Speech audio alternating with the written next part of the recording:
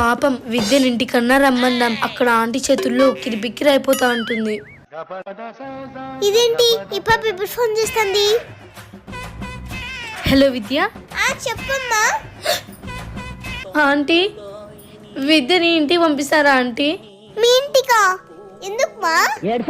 ఊరికే ఎంత కాలుస్తుందేమో, ఏం చెప్పాలబ్బా? బర్త్డే ఆంటీ, బర్త్డే, ప్లీజ్ పంపించరా? సర్లేమా, కాదంటే ఏం బాగుంటుంది, పైగా బర్త్డే అంటున్నావు కదా, పంపిస్తానులే. సరే ఆంటీ. అమ్మయ్యా, ఏంటో ఆంటీతో మాట్లాడుతుంటే చంద్రముఖితో మాట్లాడుతున్నట్లే ఉంది.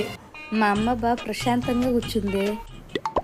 విద్య, చాయ్ కాల్ చేసిందే నిన్ను వాళ్ళ ఇంటికి పంపించమని, నువ్వేమని చెప్పావా?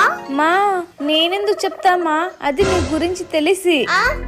సర్లే, ఆ పిల్ల బర్త్డే అంటే ఈరోజు, పో వెళ్ళిరా పో. అట్లే ఆ పాపకి హ్యాపీ బర్త్డే చెప్పనని చెప్పు.